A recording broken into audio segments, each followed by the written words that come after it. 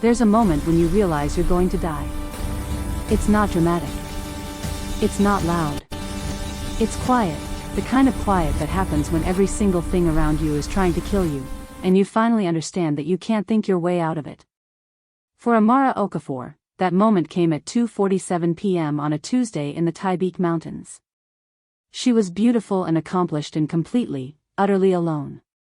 6 months earlier, Amara had it all figured out. She was 26 years old, a curator at one of Atlanta's most prestigious galleries, the kind of black woman you see in magazines. Her Instagram was full of gallery openings, networking events, important people saying important things about her vision. Her parents bragged about her at church. Her friends called her an inspiration. But at night, she'd sit in her expensive apartment and feel hollow. Her last relationship ended when she caught her boyfriend texting another woman. A woman who wasn't so focused on work. That same week, her mother called asking when she'd get married. That same month, her boss asked her to stay late, again, for another gallery crisis, that wasn't actually a crisis. Amara realized something terrifying: everyone wanted her to be successful. But no one wanted her. So she did what privileged people who are falling apart sometimes do: she ran. Korea seemed like the answer. A place where she could disappear, figure herself out, come back stronger. She told her family she needed a sabbatical. She told her boss she needed to study international art. She told her friends she was on a spiritual journey. The truth? She was escaping. She rented a small guest house in Gangwon province, a quiet mountain village where nobody knew her name, where she could be invisible, where being alone actually meant something instead of being a symptom of failure. It worked. For about 3 weeks. Then the mountains started calling her. The innkeeper, a woman in her 70s who barely spoke English, warned her about the hiking trail. "Dangerin," she'd said, pointing at the sky with a gnarled finger. "Big storm come." Amara had smiled confidently. She had a degree from Howard University. She'd navigated corporate politics in a majority-white workplace. She'd survived a breakup and family disappointment. A little snow wasn't going to stop her from seeing a 200-year-old Buddhist temple hidden in the mountains. She was smart enough to handle it. This is always where the story goes wrong for people like her. The morning was beautiful. Crisp. Clear. The kind of sky that lies to you. She packed her phone, which had no signal, a water bottle, and her camera. She wore expensive hiking boots that looked cute but weren't actually designed for mountain terrain. By noon, the weather turned in a way that felt personal. The snow didn't start gently. It started like the sky was throwing a tantrum. Within minutes, visibility dropped to nothing. The path she'd carefully studied on her phone disappeared. Every direction looked exactly the same: white, endless, impossible. Amara's horse, Relampago, she'd rented him from a local stable, started panicking. And then he reared. She fell hard into snow that was already 3 feet deep. When she looked up, Relampago was galloping away, disappearing into the white like he'd been a dream she'd just woken up from. She was alone. Not the Instagram aesthetic kind of alone. The kind where you're actually going to die alone kind of alone. Amara had trained herself for everything except this. She'd trained herself to be perfect so people would love her. She'd trained herself to be confident so people would respect her. She'd trained herself to have all the answers because admitting she didn't know something felt like admitting she wasn't enough. But the mountains didn't care about her resume. She screamed, a sound that the wind swallowed immediately. She tried walking, but the snow came up to her knees, and every step was like fighting against something alive and hostile. Her expensive hiking boots filled with ice. Her toes went numb. Her mind started doing that thing where it spins between denial and desperation. This isn't real. This is a test. I'm strong enough. I'm smart enough. I can figure this out. But she couldn't. The sky was turning gray. The sun was dying somewhere behind the storm. She knew, the part of her mind that wasn't panicking knew, that if she didn't find shelter, she wouldn't survive the night. Hours had passed. Maybe. Time was doing strange things. Her breath was coming in short, sharp gasps. Her fingers inside her gloves felt like they belonged to someone else. There was a cold inside her chest that the layers of clothing couldn't touch, the cold of pure, animal fear. She thought about her mother. She thought about the things she'd never said. She thought about how she'd spent the last 6 months running from people instead of toward anything real. She was going to die here. In a storm. Alone. And the last thing people would remember about her was her Instagram profile. Then she saw it. A light. So small. So far away. So impossible that it might have been a hallucination, her freezing brain giving her a final mercy. But it was there. It was yellow. It was warm-looking. It was everything her body was screaming for. Amara stopped thinking. She stopped being the accomplished curator. She stopped being the woman who had it all figured out. She became just a human who wanted to survive. She dragged herself toward that light. Every step was agony. Her legs weren't working right. The snow seemed to be pulling her down, like it wanted to keep her. But the light got closer. There was smoke coming from above the light, a chimney. There was a cabin. There was life. She reached the wooden door and pounded on it with frozen hands. Once. Twice. Her strength was gone. She slumped against the door, her vision already starting to blur at the edges. The door opened. And silhouetted against the firelight inside was the outline of a man. Tall, dark, impossible to see clearly. But there was something in the way he moved, in the immediate way he caught her falling body, in the urgency of how he pulled her inside. There was something in him that felt like salvation. She heard the door slam shut behind them, sealing out the storm. Then everything went black. Amara lost consciousness, not knowing if she'd been saved or if she was dying. In the darkness, she didn't know that Jin-ho, a stranger in a cabin 5 miles from the nearest road, was already undressing her frozen body with careful hands. She didn't know he was wrapping her in bare furs that smelled like smoke and survival. She didn't know he was making soup, praying in a language he hadn't spoken in years, terrified that he might lose this strange woman he'd recognized the moment he opened his door. She didn't know that he'd been watching her in the village for months. She didn't know that the moment his eyes landed on her collapsing form, something inside him that had been dead for 5 years suddenly woke up. She didn't know that he was about to change her entire life. When Amara wakes up, she'll discover 2 shocking things. First, a stranger has seen her completely vulnerable, and she doesn't even know his name. Second, he knows exactly who she is. And he's been waiting for her to show up at his door. The question isn't whether she'll survive the storm. The question is whether she'll survive what happens next, when a man who's been hiding from the world opens his door. When a woman who's been running from herself finally stops. When 2 broken people find each other in the worst storm of the decade and realize they might be exactly what the other one needs. If you're ready to see what happens when Amara wakes up and realizes the truth about the man who saved her, subscribe now. This isn't just a love story. This is a story about 2 people learning that sometimes you have to get completely lost before you can find your way home. Don't miss it. Subscribe, and tell me in the comments, would you survive? Or would you give up? The answer matters more than you think. Amara woke to the sound of fire crackling. Not the sound of wind. Not the sound of snow hitting glass. Just the soft, rhythmic pop and hiss of burning wood, a sound her body recognized as safety before her mind caught up. She opened her eyes slowly. Everything hurt. Her fingers. Her toes. Her chest. It was the kind of pain that comes after you've been close to death and your body is reminding you that you're still alive. Above her, a wooden ceiling. To her side, a brick fireplace glowing orange and gold. The smell of something rich and warm, ginger, herbs, meat.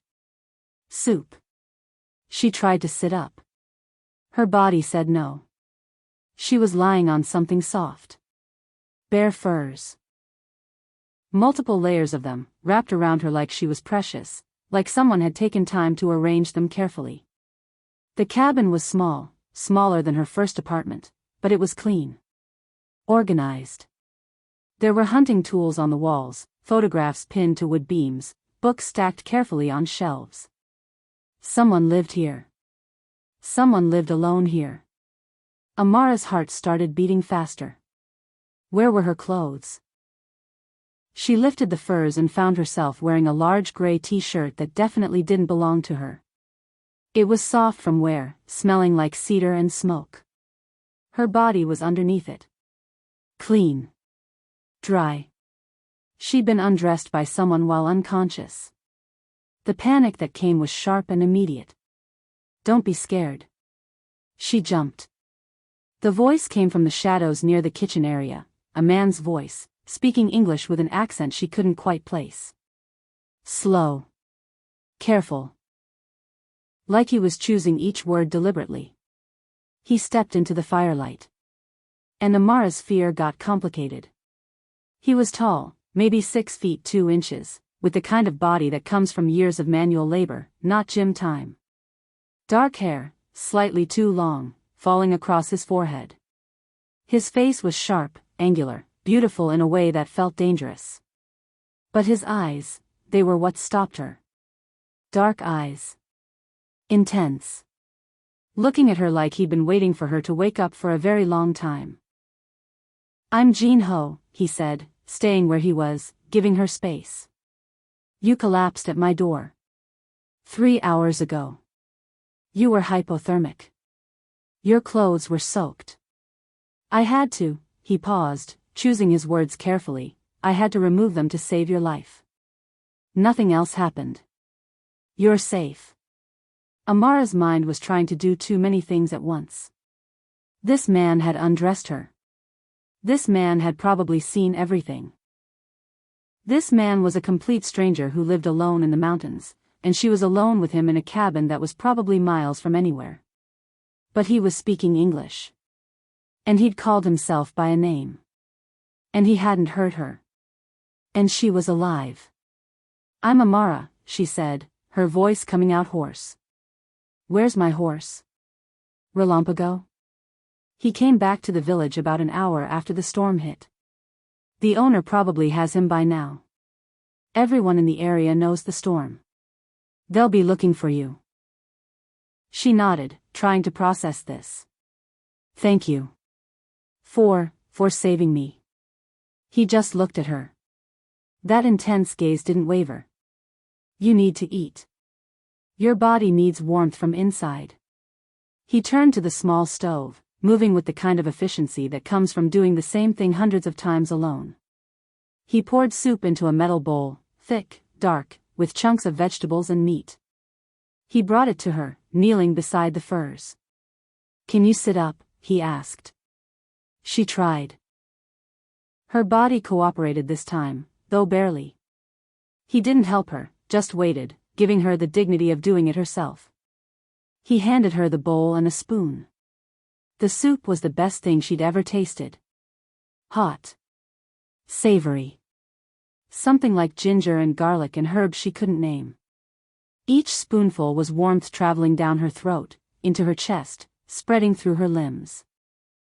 She ate slowly at first, then faster, not realizing how hungry she was until the soup started filling the empty space inside her. He watched her. Not in a creepy way. In a careful way. Like he was making sure she didn't choke. Like her well-being actually mattered to him. Who are you? She asked between spoonfuls. Do you live here alone? 5 years, he said simply. I came to the mountains to be alone. I didn't want to see people. I didn't want to talk. I wanted. He paused, looking for the word, I wanted to disappear.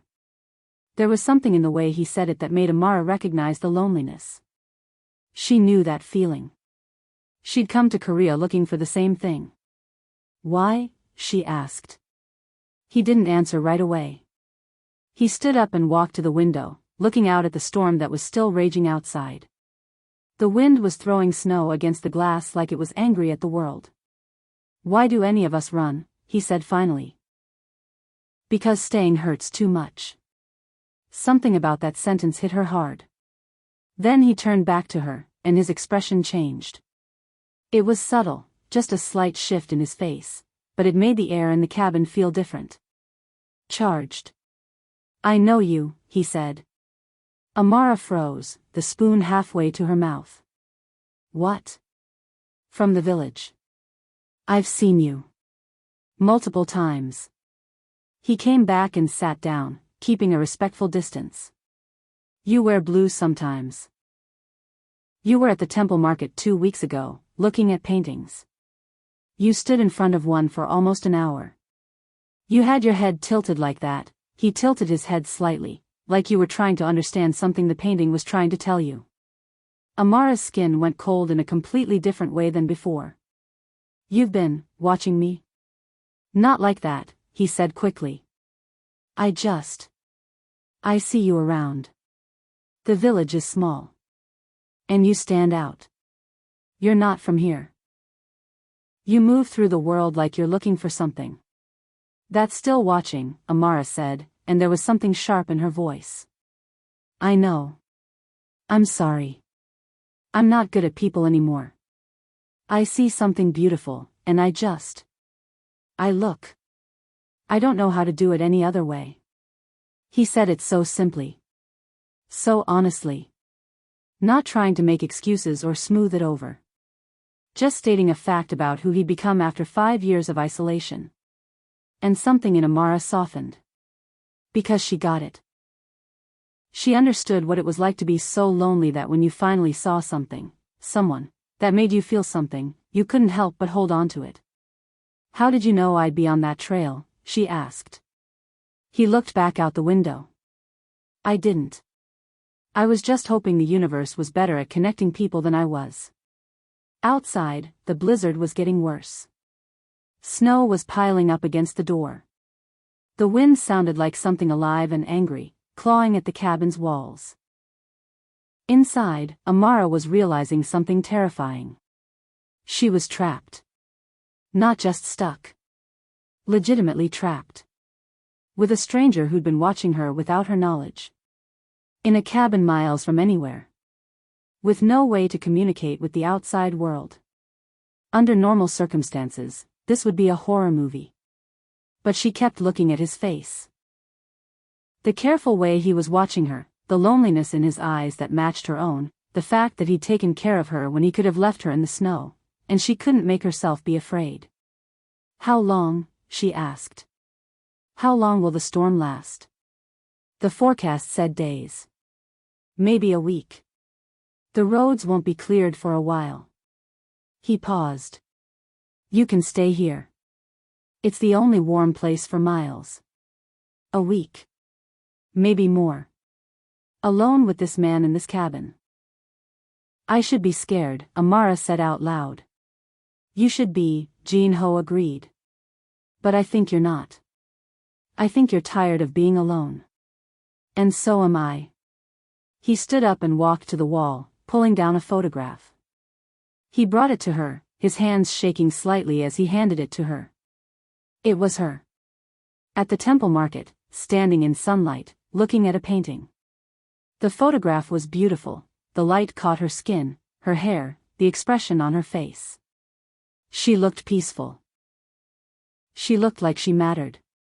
"I took this 3 weeks ago," he said quietly. "I didn't show it to anyone. But I kept it. Because for 5 years, I haven't wanted to photograph anything. But then I saw you. And suddenly I remembered why I loved taking pictures in the first place."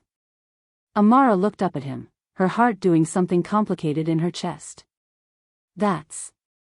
She started, but she didn't know how to finish. "Weird? Creepy? Obsessive?" He smiled sadly. "Yeah. I know. I'm sorry.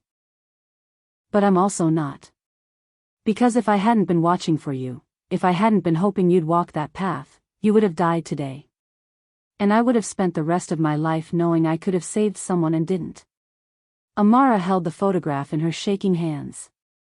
A man she didn't know had been watching her. Had been waiting for her. Had photographed her without permission. Had somehow managed to be exactly where she needed him to be when death was coming for her. Was that fate? Was that manipulation? Was that love finding her in the worst possible way? I need to understand, she said slowly. Did you do this? Did you want me to get lost? Jin-ho's face went pale. No, he said firmly. No. I would never hurt you. But Amara. He paused, and there was something in his voice that made her whole body listen. I have to be honest with you. There's something about you that I can't explain. Something that made me stop hiding. That made me feel alive again. And now you're here. In my home. And I don't know if it's luck or if it's... He didn't finish. The lights flickered. Once. Twice. And then they went out completely. Outside, the storm had gotten worse. The wind was no longer just howling, it was screaming. The cabin went completely dark except for the firelight, and suddenly, it felt very small. And very isolated.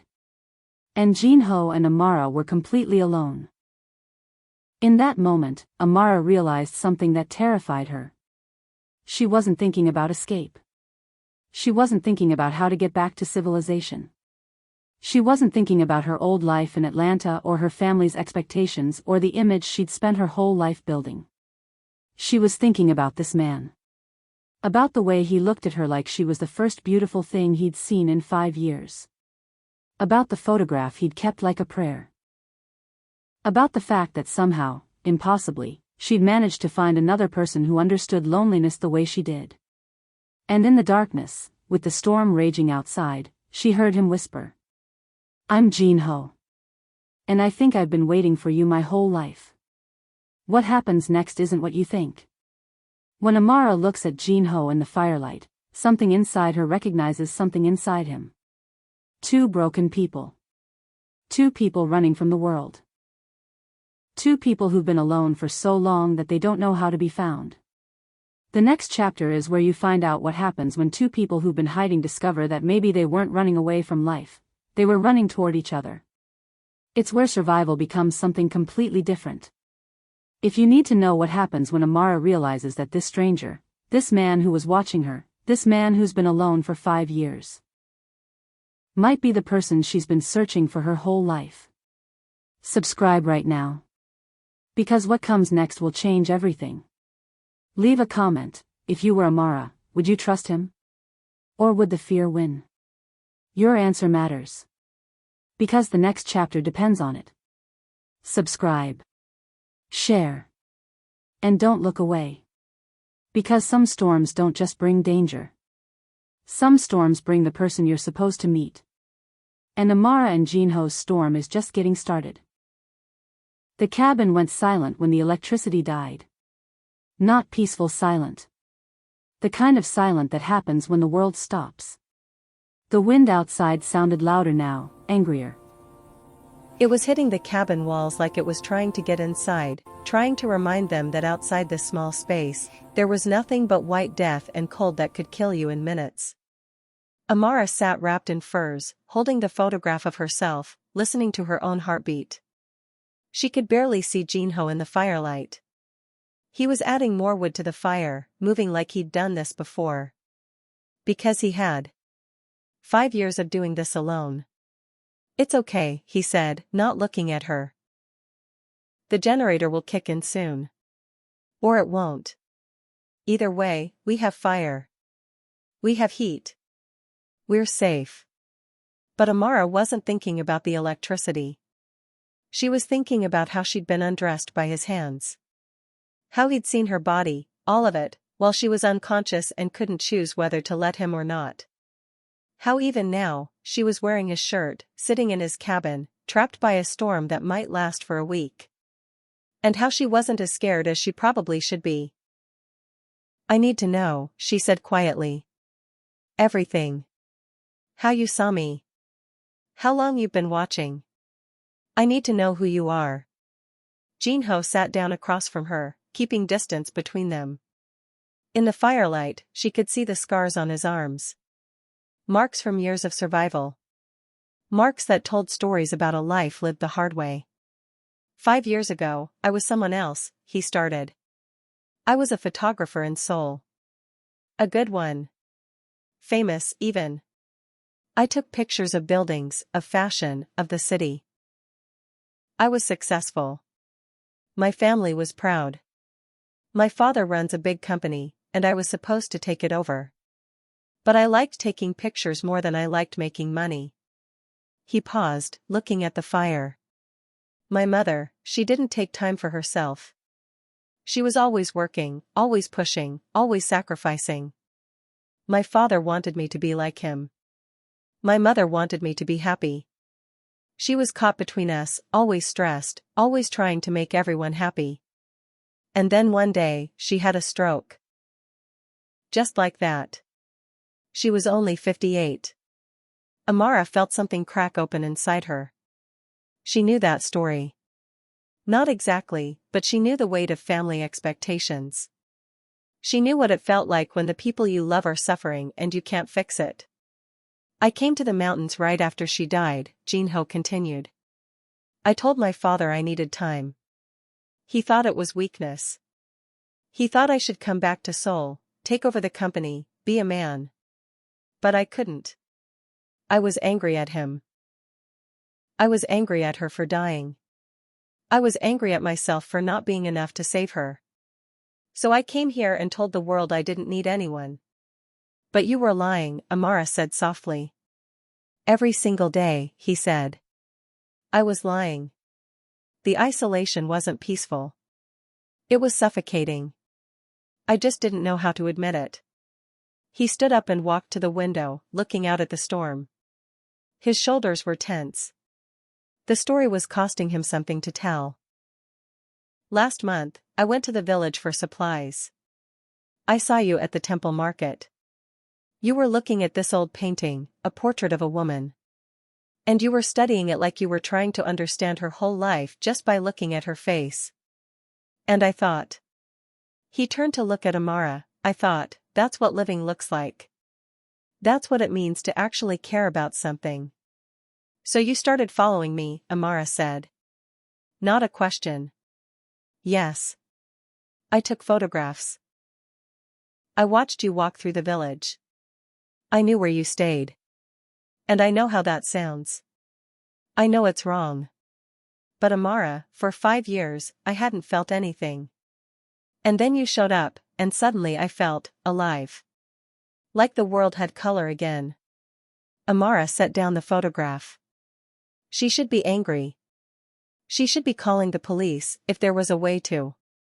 She should be demanding he explain how this wasn't manipulation, wasn't predatory, wasn't the beginning of something dangerous. But instead, she was thinking about something else. She was thinking about being invisible.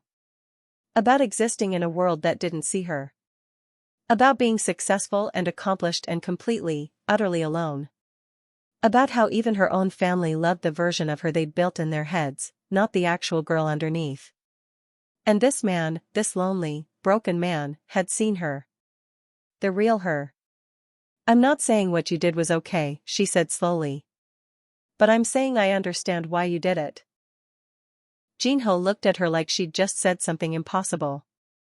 I came to Korea to disappear, Amara said. Just like you.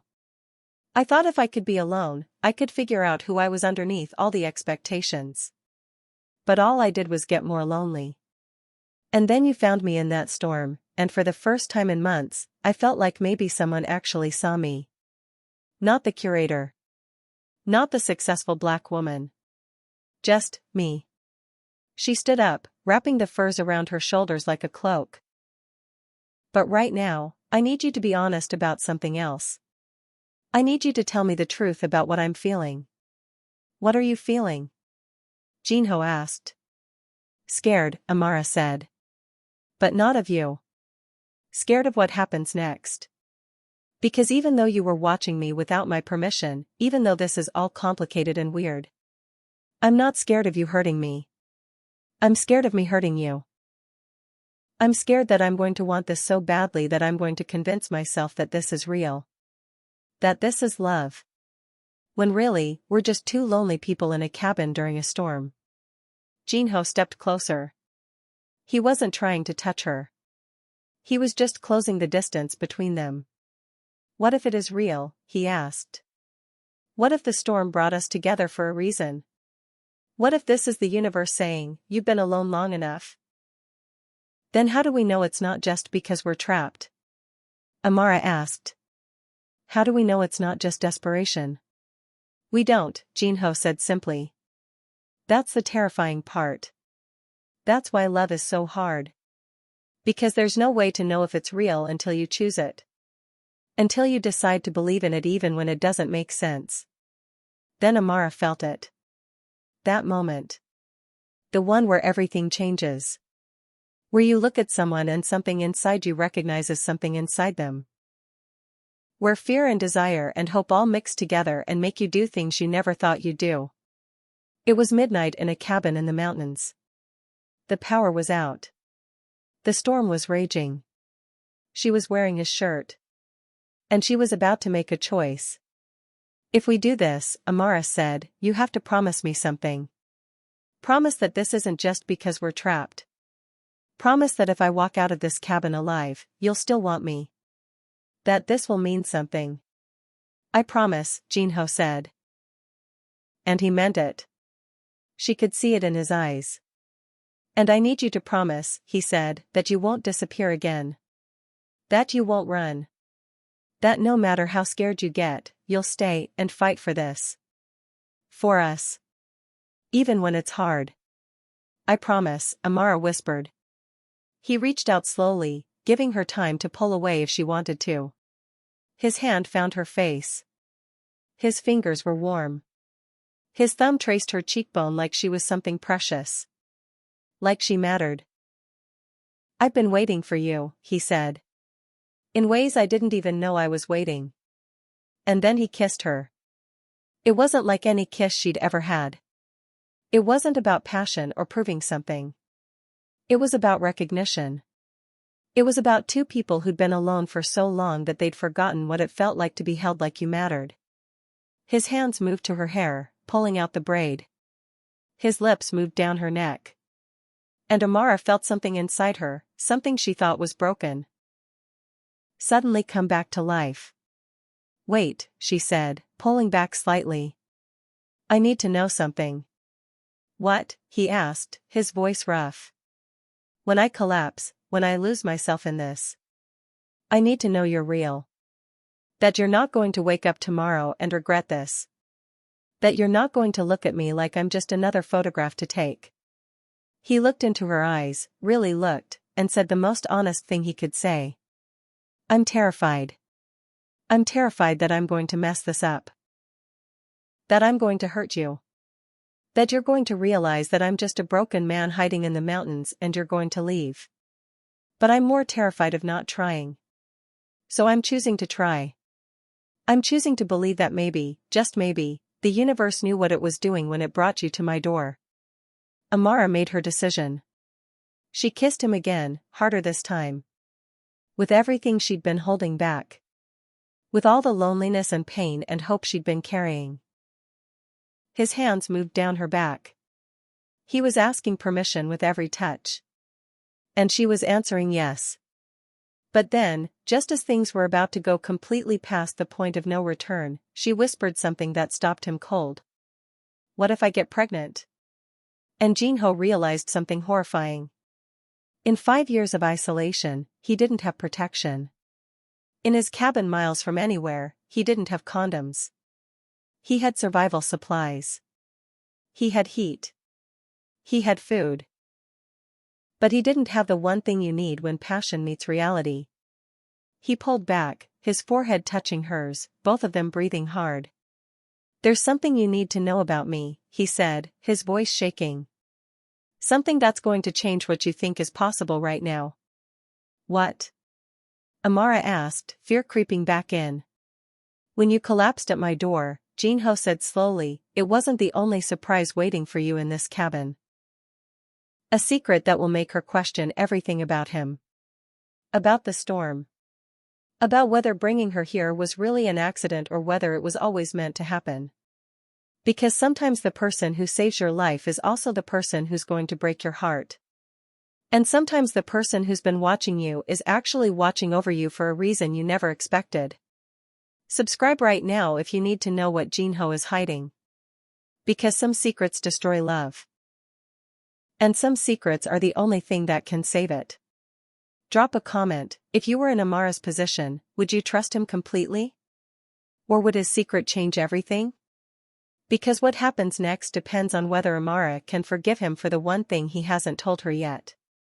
Don't miss it. Your heart won't be ready for chapter 4. Amara's stomach dropped. What do you mean? She asked, pulling away from him. The shirt she was wearing suddenly felt too small, too exposing. What secret? Jinho, you're scaring me. He ran his hand through his hair, clearly struggling with how to say this. In the firelight, she could see the tension in his jaw. Whatever this was, it had been eating at him. Come with me, he said. I need to show you something. He grabbed a blanket and wrapped it around her shoulders, then led her deeper into the cabin. Past the main room where the fire was. Past the small kitchen. To a back room she hadn't noticed before. He opened the door carefully. Inside was a dark room. Photography equipment everywhere. Red lights. Chemicals. Hanging photographs clipped to lines with clothespins. And photographs of her everywhere. Not just the ones from the temple market. But dozens. Hundreds maybe. Her walking through the village. Her sitting at the guesthouse window, looking out at the mountains. Her at the market buying vegetables. Her in the rain. Her laughing at something on her phone. Amara felt dizzy. Oh my God, she whispered. Jinho, this is insane. This is. I know, he said quickly. I know how it looks. I know it's crazy. But please, just listen. She turned to face him, her heart pounding. All the trust she'd just given him was cracking. Listen to what? You've been stalking me. You have pictures of me on every wall. You're documenting my life without my permission. This isn't love, Jinho. This is obsession. It started as obsession, he admitted, his voice hollow. You're right. But Amara, I need you to understand why. He led her to a specific wall. A photograph that made her stop breathing. It was a photograph of her at the temple market, but not from the outside. It was from inside her mind. Her exact face the day she was looking at the painting. The exact moment she was thinking about her mother. The exact moment she was realizing that she'd wasted 5 years of her life being perfect for everyone else. It was a photograph of someone's soul breaking. This picture, Jinho said softly, this is the first one I took. And when I looked at it, I didn't see a stranger. I saw myself. 5 years ago. I saw someone who was dying on the inside and didn't know how to stop it. Amara felt tears forming in her eyes without her permission. So what, she said, her voice shaking with anger. You decided to stalk me? To fix me? To save me like I'm some broken thing in your cabin? No, Jinho said, and now there were tears in his eyes too. I decided to document it. To prove to myself that there were other people like me. Other people who'd built perfect lives and realized the perfection was killing them. I wasn't trying to fix you, Amara. I was trying to convince myself that I wasn't crazy. That I wasn't the only one who felt like I was suffocating. He sat down on the stool in the dark room, looking small and broken. My mother used to tell me, Jinho continued, that the camera doesn't lie. That a photograph shows the truth that people are too polite to say out loud. I took that seriously. I became a photographer because I wanted to show the truth. But in Seoul, the truth wasn't profitable. People wanted to be flattered. They wanted beautiful lies. So I started taking pictures of beautiful lies, and it made me rich and famous and completely dead inside.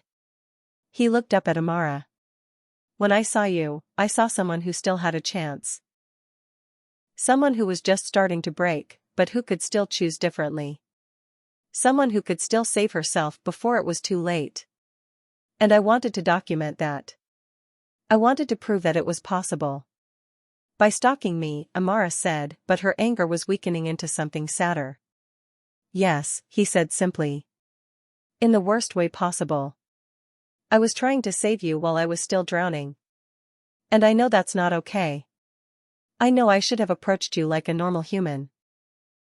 I know I should have respected your privacy. But Jinho, who lived in the city, successful Jinho, couldn't do that. He was too scared. He was too broken. He could only watch. Amara sat down next to him. She didn't know what she was feeling anymore. Violated. Understood. Terrified. Seen. So the storm, she said. Did you?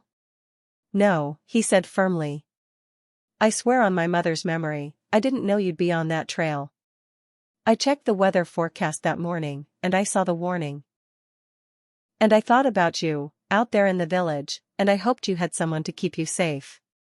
I prayed for it, actually. I prayed to a God I haven't believed in for 5 years. He turned to look at her. And then you showed up at my door. And at first, I thought it was a miracle. That somehow the universe had heard me. But then I realized something more terrifying. What? Amara asked. That I couldn't save you from that storm without confronting my own storm. Without admitting that I've been hiding. That I've been taking pictures instead of living. That I've been watching your life from a distance instead of building my own. Amara stood up and walked to the photographs. She looked at her own face repeated over and over. Different moments. Different expressions. But always the truth underneath. And then she understood. He hadn't been stalking her to hurt her. He'd been documenting her the way artists document beautiful, broken things. With respect. With reverence. With a kind of love that was twisted and wrong, but also desperately genuine. These pictures, she said quietly, what are you going to do with them? Jinho was silent for a long moment. I was going to destroy them, he said finally. That was my plan. Once I decided to leave the cabin, I was going to burn them. To erase the obsession. To start over without the stalking. But you didn't, Amara said. I couldn't, he admitted. Because they're proof. Proof that I saw you when nobody else did. Proof that you mattered. Proof that maybe, just maybe, all of this was meant to happen. Amara turned to face him. I need you to do something for me, she said. Anything. I need you to burn them. All of them. Not because I'm angry. But because I need you to understand something. She stepped closer to him. These pictures, they're not proof of love. They're proof that we were both drowning. But I don't want to be loved by someone who watches from a distance anymore. I want to be loved by someone who's brave enough to stand next to me. Someone who'll look me in the eyes instead of hiding behind a camera. Jinho looked stricken. So this is over? Before it even started? No, Amara said. But it's changing. Because I'm making a choice right now. I'm choosing to stay in this cabin with you, not because I'm trapped by the storm, but because I want to. And you need to choose too. You need to choose to put down the camera. You need to choose to actually live your life instead of documenting everyone else's. She took his hand. Can you do that? She asked. Can you choose me, the real me, instead of the photograph? Without saying anything, Jinho stood up and walked to the wall of photographs. He pulled them down one by one. And then, with shaking hands, he threw them into a metal trash can. He grabbed matches. One strike. The flame caught. The photographs curled and burned, turning to ash in seconds. Years of obsession, years of hiding, years of documenting love instead of living it, all of it going up in smoke. When it was done, he turned to Amara, and his eyes were red from crying in smoke. "I choose you," he said. "The real you. The messy you. The scared you. All of it." And Amara realized something that terrified her and thrilled her at the same time. She believed him. But as the ash settled, Jinho whispered something that made Amara's blood run cold. "There's one more thing you need to know about why you got lost in that storm." "What?" Amara asked. "I didn't put you there. But someone else might have. Someone in the village knew she would take that trail. Someone in the village knew about the storm. And someone in the village wanted her to end up here. The question is, was it meant to hurt her? Or save her? Because sometimes the universe conspires to bring two broken people together. And sometimes people conspire too. Subscribe if you need to know who set this up. Because what you're about to find out will make you question everything about fate, choice, and whether any of this was ever really in Amara's control. Drop a comment. Do you think Jinho was telling the whole truth? Or is there something he's still hiding? Because love is about trust. And trust is about believing someone has told you everything. But sometimes, people don't even know all their own secrets. They were sitting by the fire, wrapped in blankets, when Jinho's phone buzzed. It was an old Samsung, barely functional, saved only for emergencies. He'd kept it for 5 years and almost never used it. In that time, it had received exactly 2 calls, his father demanding he come home, and his bank alerting him that his mother's trust fund had deposited money. But now it was buzzing with a text message. Jinho stared at the phone like it was a snake. His jaw went tight. "Who is it?" Amara asked. He opened the message, and his face went pale. "My sister," he whispered. "She's asking if I'm okay. She's asking if I found what I was looking for. She's asking if I'm ready to come home." Amara sat up. "That's strange. Why would she text you right now? Right after I showed up?" Jinho's hands were shaking as he scrolled through his messages. Messages he hadn't responded to in months. Messages from his sister, Minjun, checking on him. Asking him to call. Begging him to talk to her. And then, in a burst of messages from 3 days ago. "I'm sending someone. Someone who understands. Someone who's lost like you. She'll find you. Just trust me. Please. Just trust that I'm trying to save you. The storm is coming. But so is she." Amara felt the blood drain from her face. "Oh my God," she said. "Your sister sent me." Jinho stood up and walked to the window. His whole body was shaking. When he turned back to face Amara, there was something broken in his expression. "I need to call her," he said. "I need to hear this from her directly." He dialed. It rang once before she picked up. He must have recognized her voice because he switched to Korean, speaking fast and angry. Amara couldn't understand the words, but she could understand the emotion. Rage. Hurt. Betrayal. But underneath it all, something else. Relief. After 5 minutes, he hung up and sat back down. He looked 10 years older. "Tell me," Amara said. "My sister has been worried about me for 5 years," Jinho started slowly. "She calls every week. She visits when she can. But I never answer. I never let her help. I was so angry at the world that I pushed away the one person who actually loved me." He paused, collecting himself. 6 months ago, she hired a private investigator. Not to hurt me, to understand me. To find out if I was actually okay or if I was just slowly dying in this cabin. The investigator told her that I'd been taking photographs. Hundreds of them. And they were all of the same woman. Amara felt her stomach drop. she knew about the photographs? Yes. And instead of thinking I was crazy, she thought I was healing. She thought the fact that I was interested in someone, anyone, meant I was starting to come back to life. So she did something I can't believe she did. He looked at Amara with eyes full of pain. She found you. Your guesthouse owner, she's my sister's friend from university, Jinho explained. They've stayed in touch for years. When my sister called her and described you, the innkeeper recognized you immediately. You checked in the day before. Amara felt like the ground was moving beneath her. So the innkeeper. She started. She told my sister everything about you. Where you were from, why you came to Korea, your plans. My sister researched you. She found your gallery work online. She saw that you were just like me, brilliant but broken. Successful but lost. She thought. Jinho's voice cracked. She thought if two broken people met, maybe they could fix each other. So she sent me on that trail, Amara said, her voice cold. Knowing the storm was coming. No, Jinho said firmly. She didn't know about the storm. The forecast changed. It wasn't supposed to be that bad.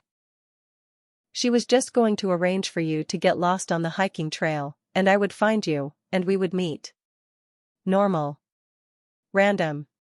Like it was fate. But I almost died, Amara said, standing up. I almost froze to death because your sister decided to play matchmaker with my life. I know, Jinho said. And she's devastated. She's been calling nonstop trying to reach me because when the storm hit, she realized what she'd done. She's been terrified that she got you killed. Amara was pacing now, her mind spinning. So this whole thing, the cabin, you, the storm, the photographs, all of it, none of it was real. It was orchestrated. It was planned. I didn't choose to be here. I didn't choose you. I was manipulated into it. No, Jinho said, standing up to face her. The circumstances were orchestrated. But what happened between us? That's real, Amara. That's completely real. How can you say that? She demanded. How can any of this be real when it was planned by someone else? When I was set up like a pawn on a chessboard? Because you chose to stay, Jinho said. You chose to kiss me. You chose to forgive me when you found out about the photographs. You chose to ask me to burn them. None of that was orchestrated. All of that was you, making real choices, in real moments, with real me. But I wouldn't be here if my sister hadn't intervened? You're right. You wouldn't be. But Amara, think about where you would be instead. You'd be back in Atlanta, in the same life that was killing you. Your family would still be suffocating you. Your ex would still be somewhere in your head, making you doubt your worth. You'd be alone. He stepped closer. My sister didn't create our connection. But she created the circumstances for us to find each other. And now that we're here, now that we've been honest about who we are, now that I burned the photographs and you've chosen to stay, that's real. That's ours. Amara sat back down, trying to process everything. The innkeeper had been kind to her from day one. Too kind. Had been gently steering her toward hiking? Had she mentioned the cabin?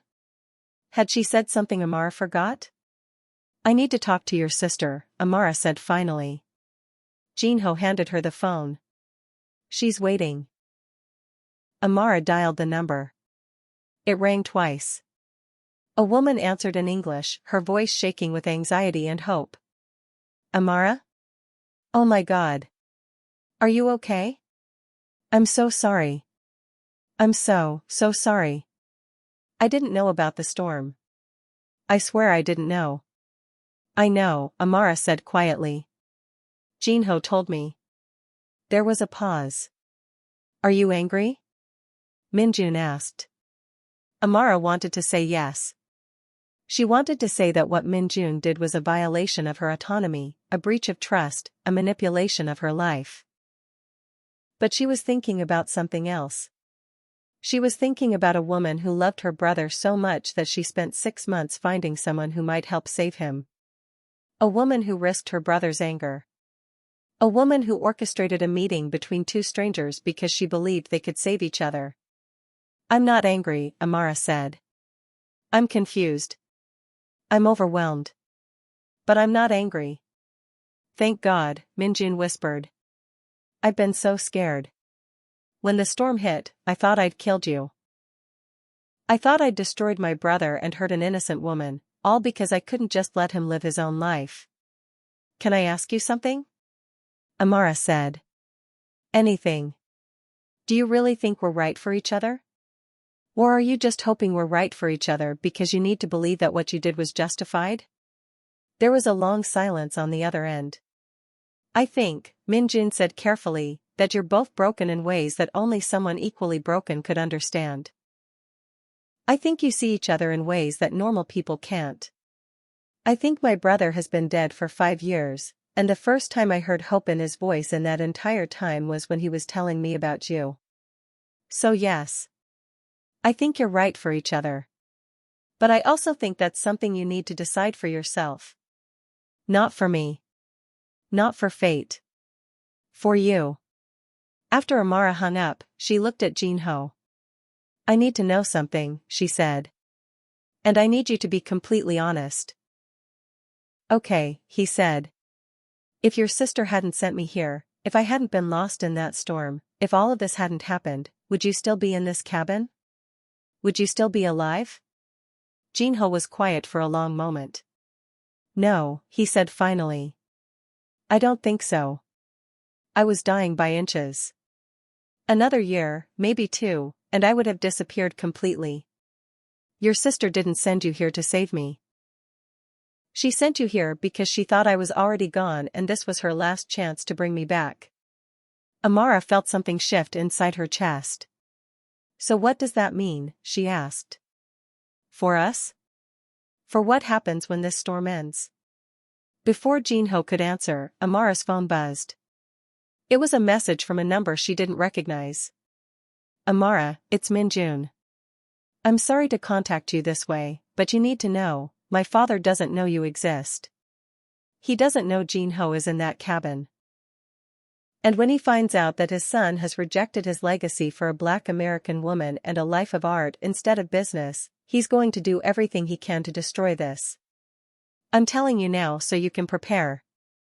Because my father doesn't accept failure. And he doesn't accept love that he didn't approve. I'm sorry. I'm so sorry." Amara showed Jinho the message. And suddenly, the cozy cabin in the mountains didn't feel safe anymore. It felt like the eye of a storm.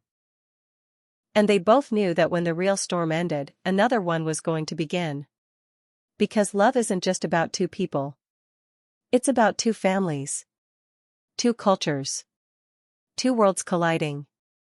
And sometimes, the most dangerous storm isn't the one outside. It's the one coming toward you. Subscribe if you need to know what Jinho's father will do to destroy them. Because sometimes the people we love become the people who try to destroy what we love. And sometimes you have to choose, family or love. Duty or happiness. The life you were born into or the life you choose. Drop a comment, would you choose your family or the person you love? Because Jinho is about to face that exact choice. And his answer will determine everything. The phone rang at 6 a.m. Jinho knew who it was before he answered. His father had a specific way of calling, aggressive, demanding, like the phone itself was attacking him. Amara was still sleeping by the fire, wrapped in blankets, looking peaceful in a way she never did when she was awake. He took the phone to the bathroom and answered. "Where are you?" His father's voice came through, cold and sharp. Jinho could hear the sound of Seoul in the background, traffic, people, the city he'd escaped. "Your sister has been spreading lies. She's telling people you're not coming back to the company. She's telling people you're throwing away your life." "Dad." Jinho started. "Don't interrupt me," his father cut him off. His English was perfect, but it was the English of a businessman, not a father. Clinical. Lethal. Do you understand what you're doing? Do you understand what this looks like? My son, hiding in the mountains instead of taking over a company worth billions. Do you know how this reflects on me? On our family? Jin-ho felt something familiar rising in his chest. The same thing he'd felt for 5 years. Rage that was too big to contain. Rage that his father still didn't understand that this wasn't about the company. It's not about reflection, Jin-ho said quietly. It's not about you. Everything is about me, his father said.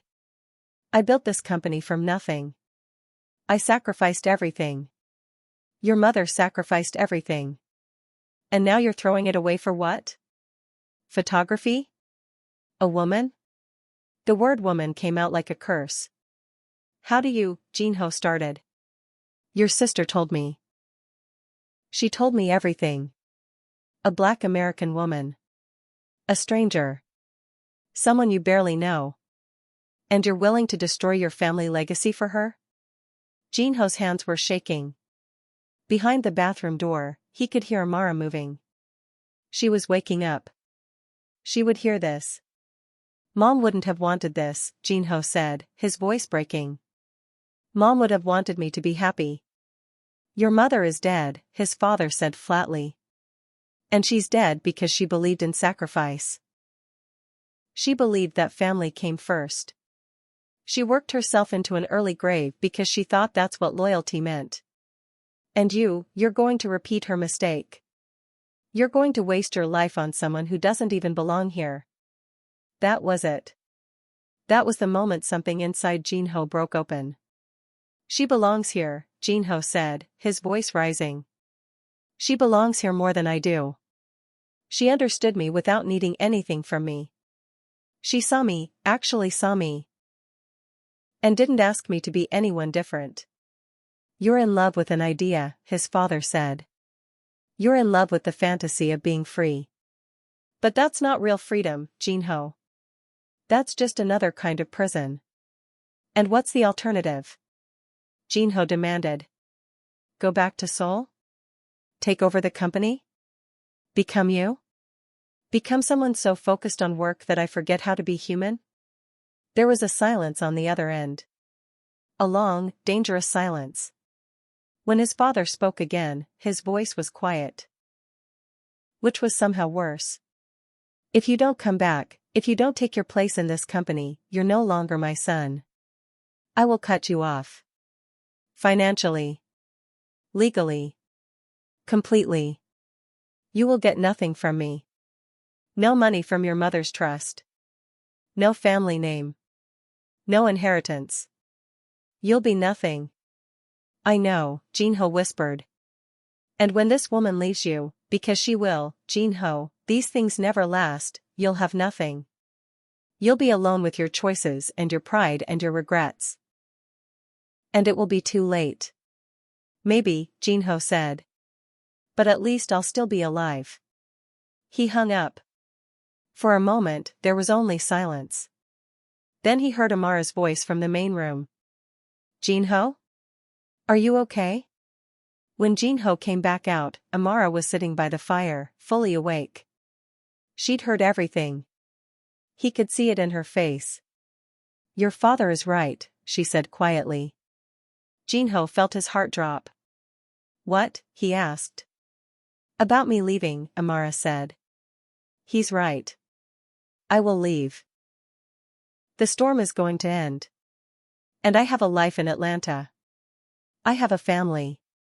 I have a career I've been building for years. And you just told your father to disown you. For me. For someone you've known for less than a week. Jin-ho sat down next to her. So what are you saying? I'm saying that I can't be the reason you destroy your entire life, Amara said, tears streaming down her face. I can't be the reason you lose your family. That's too much weight to put on one person, Jin-ho. That's too much to ask. You didn't ask, Jin-ho said. I chose. I chose you. But you don't know me, Amara said, her voice breaking. You know the photographs. You know the woman in the images. But you don't know me. Not really. Not the way you need to know someone before you throw away your family for them. Jinho reached for her hand, but she pulled away. Look at me, he said. Really look at me. Do you think I'm making this decision for the woman in the photographs? Do you think I'm making this decision because of obsession or fantasy? I don't know, Amara whispered. I don't know. I'm making this decision because for 5 years I was dead, Jinho said. And you brought me back to life. Not because you're perfect. Not because we're soulmates or destined or any of that. But because you're real. Because you questioned me. Because you demanded that I be honest. Because you made me choose to burn those photographs. You made me choose to live again. He moved closer. I'm not choosing you over my family because I'm in love with an idea. I'm choosing you because my family was part of what killed me in the first place. And staying with them would have completed the job. Amara was crying harder now. So what happens when the novelty wears off? She asked. What happens when you realize that you gave up everything for a woman who has to go back to America in 3 months? What happens then, Jinho? I don't know, Jinho said honestly. I don't know what happens in 3 months. I don't know if you'll stay or if you'll leave. I don't know if this will last or if we'll fall apart tomorrow. But I know that the alternative, going back to Seoul, pretending you don't exist, becoming my father, that's a slow death. And I've already died once. I'm not doing it again. He took both her hands. So here's what I'm proposing, he said. We stop worrying about the future. We stop trying to predict what's going to happen. We just live. Right now. In this moment. In this cabin. And we see what happens when 2 broken people choose to stay broken together instead of alone. That's not a plan, Amara said. That's just hoping. Yes, Jinho said. It is. But sometimes hope is enough. Amara stood up and walked to the window. The storm was finally starting to ease. Snow was still falling, but gently now. The world outside was becoming visible again. The storm is ending, she said. In a day or 2, the roads will be clear. People will come looking for me. Your family will come looking for you. And then what? Do we just pretend this didn't happen? Do we try to hide? No, Jinho said, standing next to her. We do something else. What? Amara asked. We tell the truth, Jinho said. We tell our families that we're together. We tell them we're building something. And if they can't accept it, then that's their choice. But we don't hide. We don't apologize for choosing each other. Amara turned to look at him. Your father will destroy you, she said. Maybe, Jinho said. But you know what? I've been destroyed before. And I survived. I can survive it again. What I can't survive is losing you without ever really trying. Amara kissed him. Not because she was sure. Not because she had faith that this would work. But because in that moment, she understood something her whole life had been trying to teach her. Love isn't about certainty. Love is about choosing to stay even when you're terrified. They kissed as the storm outside softened. They kissed knowing that in a day or 2, this cabin would no longer be their sanctuary. They kissed knowing that the real storm, the one with his father, with her family, with the distance between Atlanta and Seoul, was just beginning. But in that moment, none of it mattered. Later that night, as they lay by the fire, Jinho's phone buzzed. It was a text from his father. If you insist on throwing your life away, fine. But know this. I'm sending people to the cabin. I'm sending lawyers. I'm sending people to convince you to come home. If you truly believe in this woman, if you truly believe in your choices, then face me. Don't hide in those mountains. Come back to Seoul. Come back to face the consequences of what you've done. Jinho showed Amara the message. She read it slowly, her face going pale. He's not going to let us be, she whispered. No, Jinho said. He's not. So we have to leave, Amara said. We have to leave before he gets here. We have to run. Or, Jinho said carefully, we could do something else. What?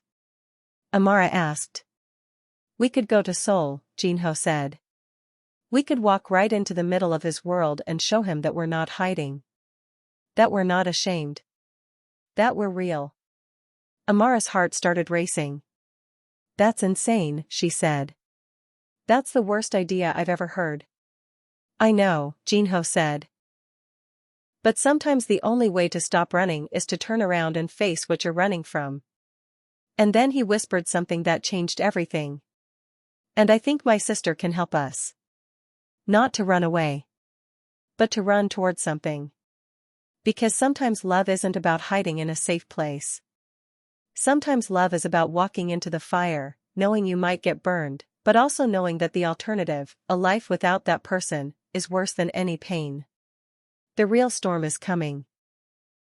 And this time, they're not going to hide from it.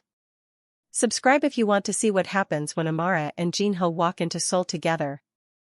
Because his father doesn't know what he's about to face.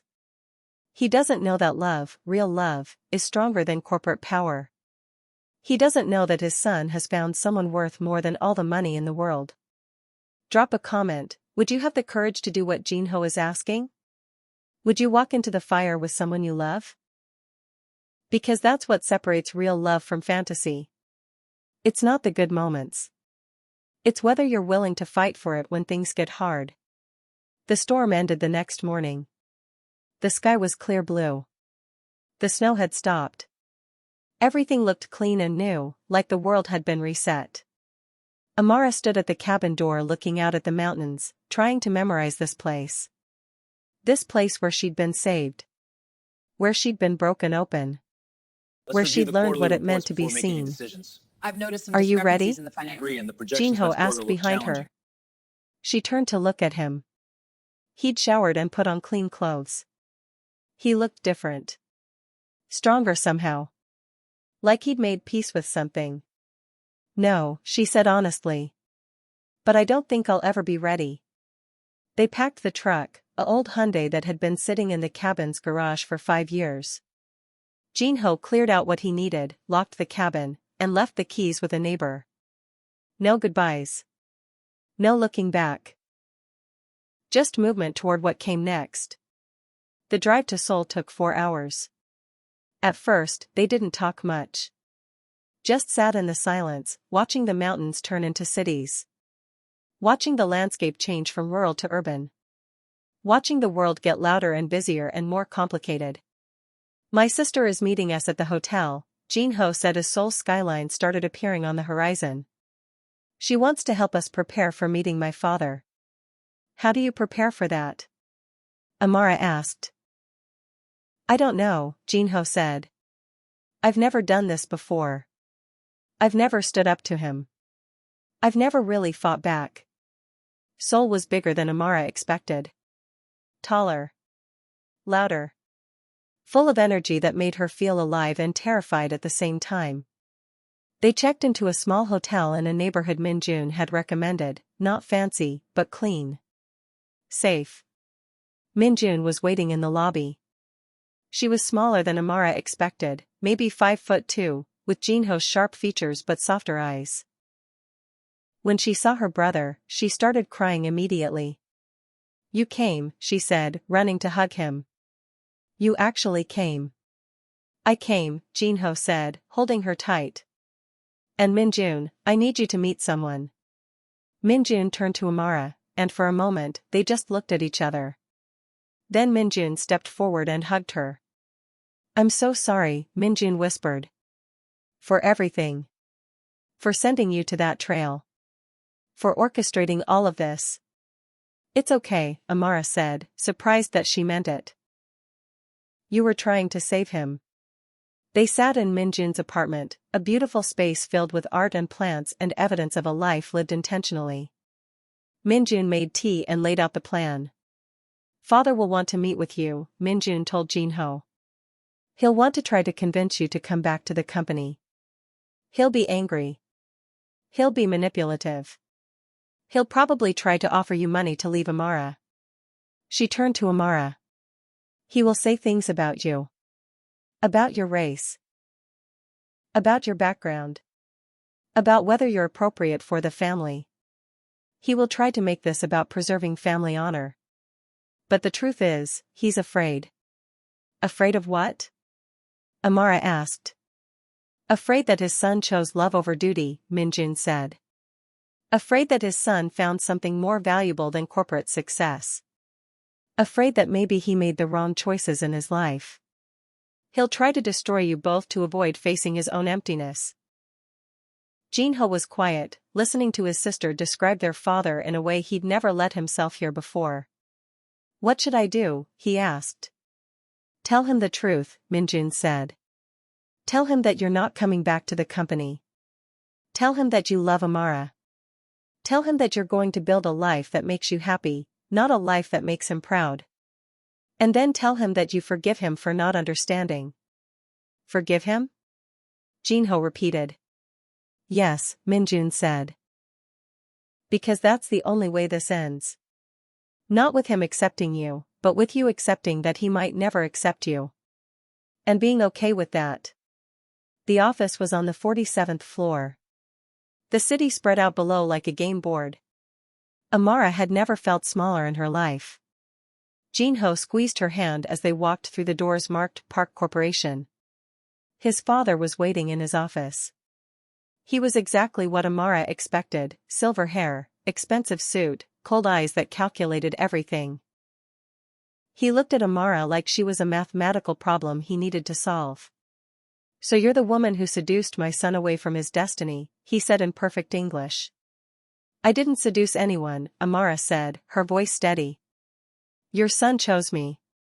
Just like I chose him. You chose a broken man who has nothing, his father said. You chose poverty and shame and a life of failure. You must be very clever. I'm not clever, Amara said. I'm in love. Something flashed across his face. Anger. Jealousy. Something. Love is a luxury for people who can afford it, he said. My son cannot afford it. Not if he wants to maintain his position, his status, his family name. Then he'll give them up, Amara said. He already has. Jinho's father stood up and walked to the window, looking out at Seoul.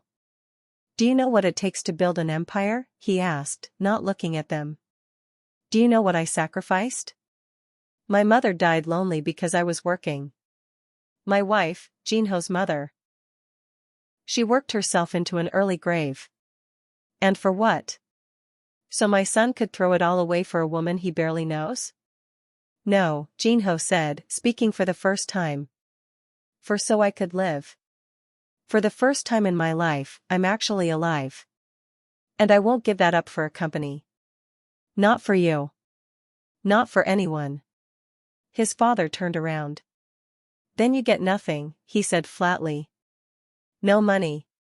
No inheritance. No family business. Nothing. I know, Jinho said. I'm okay with that. His father looked at him, really looked at him, for what might have been the first time in years. And Amara saw something shift in his face. Not acceptance. Not even approval. But something else. Recognition, maybe. Recognition that his son was actually an adult. That his son had actually made a choice and was willing to live with the consequences. What will you do? His father asked quietly. If you give up everything? I'm going to be a photographer, Jinho said. Not for galleries. Not for fame. But to document real life. Real people. I'm going to build something meaningful. With her? His father asked, glancing at Amara. Yes, Jinho said. With her. His father sat back down behind his desk. For a moment, he looked tired. Older. Like something heavy had just settled on him. If I accept this, he said slowly, it's not because I approve. It's because I'm tired of fighting. It's because I've lost too much already. But you should know, the family will judge you. They will talk about you. They will question every choice you make. I know, Jinho said. And you're willing to accept that? His father asked, looking at Amara. You're willing to give up your country, your family, your career for a man you've known for less than 2 weeks? Amara took Jinho's hand. I'm willing to build something new with him, she said. I'm willing to face what comes. I'm willing to stay even when it's hard. That's what love is, isn't it? Choosing to stay. His father picked up his phone and made a call. Minjun, he said. Come to my office. 15 minutes later, Minjun arrived, confused. She looked at her father, then at Jinho and Amara. What's going on? She asked. Their father stood up and walked to a painting on his wall, a portrait of a woman. Amara recognized her immediately. It was the same painting from the temple market. The one Jinho had photographed Amara looking at. The painting that started everything. This was your mother, their father said to Jinho. This was painted the year before she died. The artist captured something I never could, the light inside her. The part of her that was truly alive. I've kept this painting in my office for 5 years because it reminds me of what I lost. He turned to face them. I spent my whole life trying to preserve something that was already dying. I thought if I worked hard enough, if I sacrificed enough, I could stop time. I could keep people from leaving. I could control loss. He paused. But I couldn't. And I lost her anyway. His eyes moved to Jinho. I don't want to lose you too. Then he said something that broke everyone in the room. Your mother would have liked you with Amara. She would have thought it was beautiful, 2 people from different worlds choosing each other. She would have said that's what love should look like. And then he added. But there's something you both need to know before you move forward. Something about your mother's will. Something that will either help you or destroy you. A secret that his father has been keeping. A secret that will determine whether Jinho and Amara can actually build a future together. A secret that might be the key to everything, or the final thing that tears them apart. Because sometimes the dead have more power than the living. And sometimes the choices people make before they die echo through generations. Subscribe if you need to know what Jinho's mother's secret is. Because this isn't just about a father accepting his son's love. This is about understanding why he made all the choices he did. This is about inherited pain and broken families and the ways we hurt people we love because we don't know how to do anything else. Drop a comment. Do you think Jinho's father will truly accept them? Or is this just a manipulation tactic to get them to stay? Because sometimes the most dangerous words are "I've changed my mind." Jinho's father opened a drawer in his desk. Not just any drawer. A locked drawer that looked like it hadn't been opened in years. He pulled out an envelope, old, yellowed, with Jinho's name written on it in handwriting that made Jinho's chest tighten. His mother's handwriting. Your mother wrote this the day before she died, his father said quietly. She had a feeling something was wrong. She felt it in her body. She went to the hospital that morning for tests, and when she came home, she wrote this letter. She made me promise that if anything happened to her, I would give it to you. Jinho didn't move. He couldn't. But I didn't, his father continued, his voice hollow. I kept it hidden because reading it meant accepting that she knew she was dying. It meant accepting that I couldn't save her. So I kept it locked away. I kept you away from it. I kept you away from her last words. He placed the envelope on the desk. I think it's time you read it. Jinho looked at Amara. She nodded, squeezing his hand, then stepped back to give him space. This moment belonged to him and his mother. This moment had been waiting 5 years to happen. With shaking hands, Jinho opened the envelope. The letter was handwritten. Long. The ink was faded but the words were clear. My dearest Jinho. If you're reading this, it means I'm gone. And I'm sorry. I'm sorry that I didn't get to see you become the man I always knew you would be. I'm sorry that I couldn't be the mother who stayed. I'm sorry that I spent so much time trying to be perfect for your father that I forgot to be present for you. But I want you to know something before I go. I see you. I've always seen you. I see the artist inside you. I see the way you look at photographs like they're telling you secrets about the world. I see the part of you that doesn't belong in a corporate office. I see the real Jin-ho. And I want to tell you something that your father won't like, but it's the most important thing I've ever said. Don't become him. Don't sacrifice your soul for success. Don't trade your happiness for his approval. Don't waste your life trying to live the life he wants. Your father loves me. I know that. But he loves me the way he loves his company. Like something to control, something to protect, something to make him feel important. And I let him do it. I let him make all my choices. I let him define who I was. And it killed me. It literally killed me. I don't want that for you. If you're reading this, it means something happened. It means I'm not there to protect you from his pressure. So I'm doing the only thing I can do from beyond. I'm leaving you an inheritance that he can't touch. I'm leaving you freedom. I've set aside money. Enough to live on for 5 years without working. Enough to travel. Enough to figure out who you are without needing anyone's permission. I put it in a trust with your sister's name on it. Minjun knows. She's been protecting this secret for as long as she could. And when you're ready, she'll give it to you. Use it to find yourself, my son. Use it to become the artist you were always meant to be. Use it to love someone, if you find them. Use it to build a life that's yours, not your father's. I love you more than I love success. More than I love duty. More than I love anything. And I will love you even from wherever I am now. Be happy, Jin-ho. Please. Be happy for both of us. Mom. Jin-ho couldn't move. He couldn't cry. He couldn't speak. He could only sit there, holding his mother's last words, realizing that she had known him. Really known him. Not the successful photographer version. Not the dutiful son version. But the real him. The version that wanted freedom and art and a life that meant something. His father watched him, tears streaming down his own face. She left you 5 million won, his father said.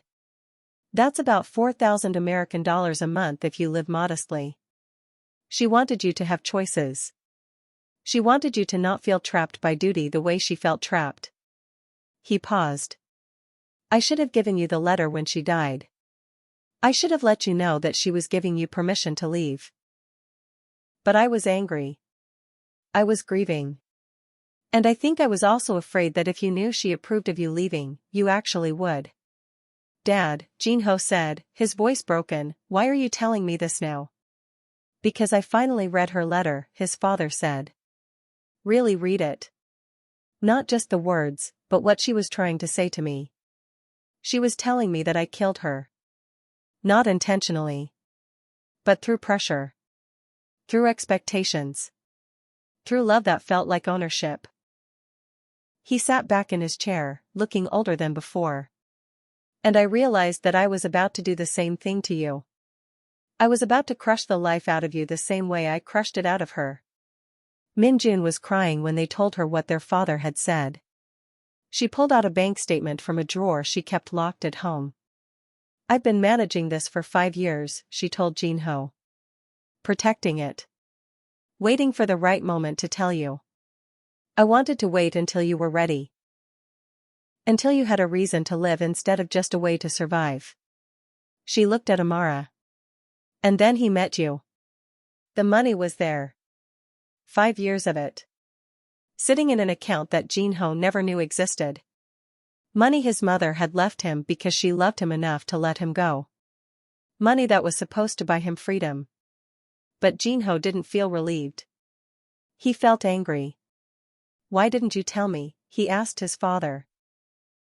Why did you let me suffer alone in that cabin for 5 years when I could have been rebuilding my life? Because I was a coward, his father said simply. Because I thought if I ignored your pain, it would go away. Because I thought if I gave you the money, I was admitting your mother was right about me. I was admitting I was the reason she died. He looked directly at Jin-ho. And I couldn't face that. That night, Jin-ho and Amara sat on the hotel balcony, looking out at Seoul's lights. You could go anywhere now, Amara said quietly. You could do anything. You could travel. You could study photography formally. You could build your career without needing anyone. I know, Jin-ho said.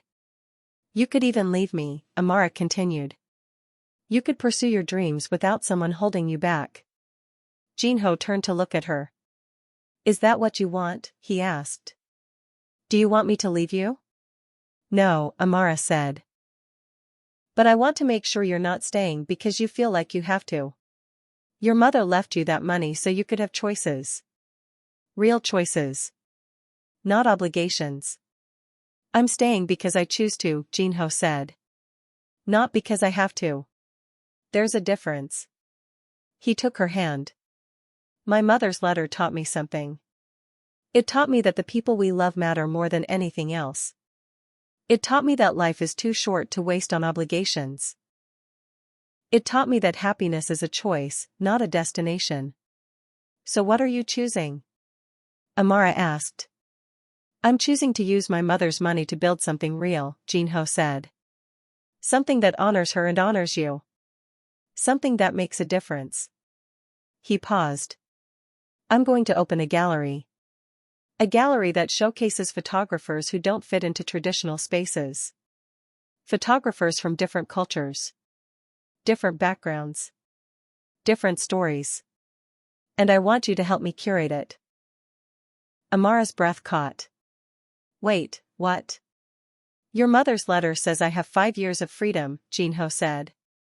I don't want to use it to escape. I want to use it to build. I want to build with you. I want to build something that matters. But before Amara could answer, Jin-ho's phone rang. It was Min-jun. Her voice was panicked. You need to come home, she said. Dad had a heart attack. He's in the hospital. The doctors don't know if he's going to make it. Because sometimes life doesn't give you time to fix things. Sometimes people leave before you get the chance to say goodbye. And sometimes the people you thought you hated the most become the people you desperately wish you had more time with. Jin-ho's mother left him a letter that freed him. But now his father is leaving him without one. And Jin-ho has to decide, is it too late to forgive? Is it too late to love someone you've spent 5 years being angry at? Subscribe if you need to know whether Jin-ho will lose his father forever. Because this is where the real test of love comes. Not in the happy moments. But in the moments when someone you care about is slipping away, and you have to choose whether to hold on or let go. Drop a comment. If you were Jin-ho, would you forgive your father before it was too late? Or would the anger be too strong? Because forgiveness isn't about forgetting what someone did. Forgiveness is about deciding that your peace is more important than your pain. The hospital smelled like antiseptic and fear. Jin-ho sat in the waiting room with Amara on one side and Min-jun on the other. Nobody was talking. There was nothing to say. His father was in ICU after having a massive heart attack in his office. The doctor said the next 24 hours would determine everything. Min-jun was crying silently, her phone in her lap. She'd called their extended family. Aunts. Uncles. Cousins. Everyone who would care that the patriarch of the Park family was dying. But Jin-ho couldn't cry. He just sat there, numb, thinking about the last real conversation he'd had with his father. It had been 5 years ago. Before his mother died. Before he retreated to the mountains. Before everything fell apart. He's asking for you, a nurse said, appearing in the doorway. He's awake. He wants to see his son. Jin-ho stood up, and the world tilted. Amara squeezed his hand. I'll be right here, she said. Go to him. He walked through the hallways like he was moving through a dream. White walls. Beeping machines. Other people suffering visible through open doors. And then he reached his father's room. His father looked small in the hospital bed. That was the first shock. His father had always seemed larger than life, powerful, commanding, impossible to challenge. But lying in that bed with tubes coming out of his body and monitors tracking every heartbeat, he looked fragile. Human. Old. Jin-ho, his father said, his voice weak but still there. You came. Of course I came, Jin-ho said, sitting in the chair next to the bed. You're my father. I know, his father said. But after everything I said, after everything I did, I wasn't sure you would. For a moment, neither of them spoke. I've been thinking, his father continued slowly, about your mother. About what I did to her. About what I was This one doing to reminds you. me of the landscapes we saw in our And I travels. realized Don't you something think? lying here waiting for the doctor to tell me if I was going to live or die. What? Jin-ho asked. I realized that I wasted my whole life, his father said. I spent 40 years building an empire that nobody wants. My own son doesn't want it. My brother's children have already moved on to other things. And I'm lying here wondering what I was working for. What was I protecting? What was I trying to prove? He paused, collecting his strength. I was trying to prove that I was worth something. I was trying to prove that if I worked hard enough, I could control everything. I could keep people from leaving. I could prevent pain. But all I did was cause more pain. Jin-ho felt something inside him break open. Not in an angry way. In a sad way. A way that had been waiting for 5 years to happen. I'm sorry, his father said. I'm sorry for what I said. I'm sorry for putting so much pressure on you.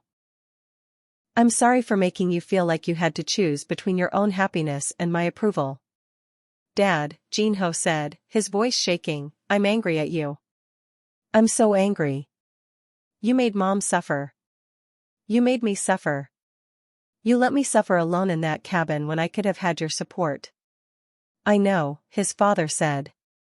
I can't take that back. I can't change what I did. But I can tell you this, if I survive this, I'm going to change. I don't know how completely. I don't know if I'll ever be the kind of father you deserve. But I'm going to try. He grabbed Jin-ho's hand with a grip that was surprisingly strong for someone in a hospital bed. And I want you to know that I was wrong about Amara, his father said. I was wrong about everything. You don't need my approval. You need to live your life. And if that life is with her, building a gallery, choosing art over business, then I'm telling you right now, I approve. Jin-ho felt tears streaming down his face. Your mother would be proud of you, his father continued. She would be so proud. And I'm proud of you too. I should have said it years ago, but I'm saying it now, I'm proud of the man you've become. Even though I had nothing to do with it. There's something else, his father said, reaching over to the nightstand with shaking hands. There was a folder there. He handed it to Jin-ho. What is this? Jin-ho asked. I've been planning something, his father said. I was going to wait until you came back to Seoul to tell you. But life doesn't give you time to plan anymore. Jin-ho opened the folder. Inside were documents. Business plans. Investment proposals. A detailed plan for funding an art gallery. Numbers. Projections. Marketing strategies. Everything that a gallery would need to launch successfully.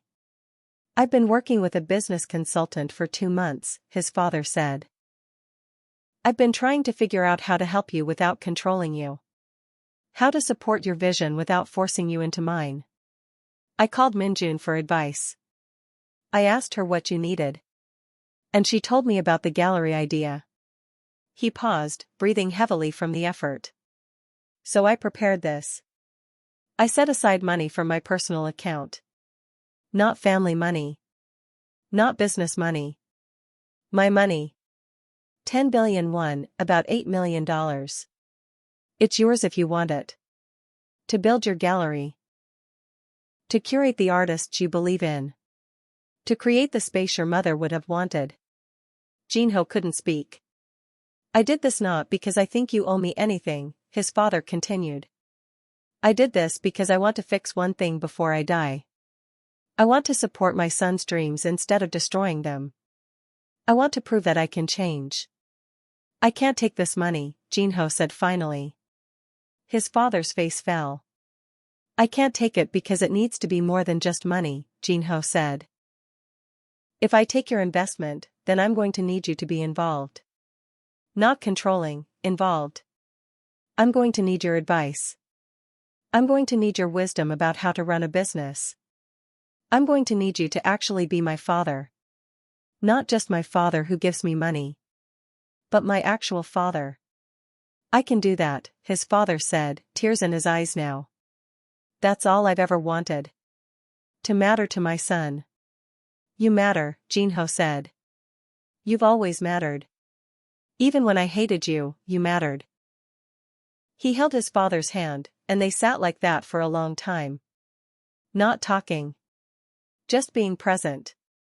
Just two people who'd hurt each other, finally choosing to heal. An hour later, the doctor came in and said something that made everyone breathe again. Your father is stable, the doctor said to Jinho. We're not out of the woods yet, but the worst has passed. If he takes care of himself, does the rehabilitation, follows the diet, he should make a full recovery. Minjun started crying happy tears. Jinho hugged his sister, then went back to his father. You're going to be okay, Jinho said. I know, his father said. And now I get to actually live. Not just exist. Actually live.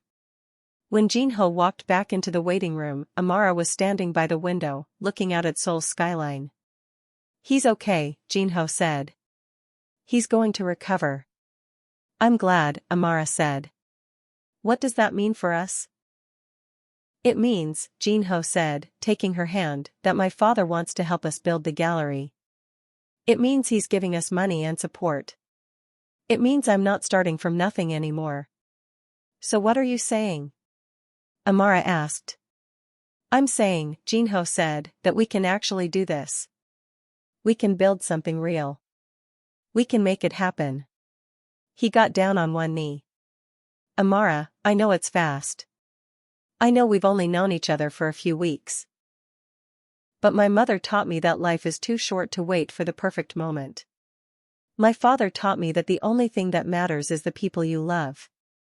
So I'm asking you right now, in front of this hospital, in front of Seoul, in front of everything I used to think mattered.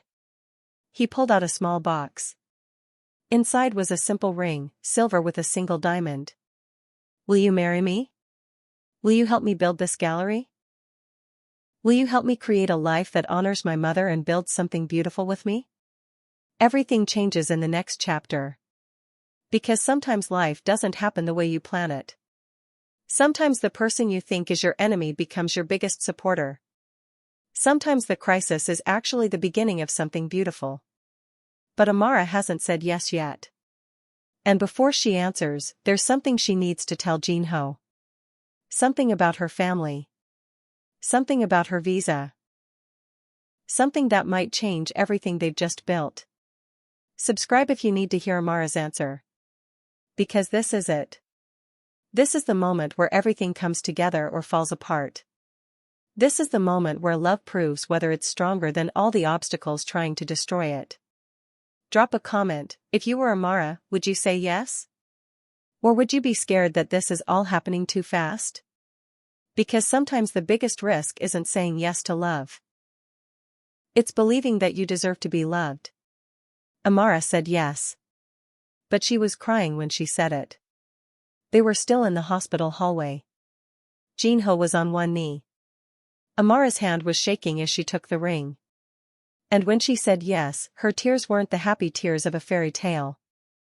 They were the tears of someone who knows exactly what they're giving up. Jinho stood up and held her, confused by her sadness. What's wrong? He asked. Why are you crying if you're saying yes? Because I have to tell you something, Amara said. Something I should have told you a long time ago. They went to a quiet corner of the hospital.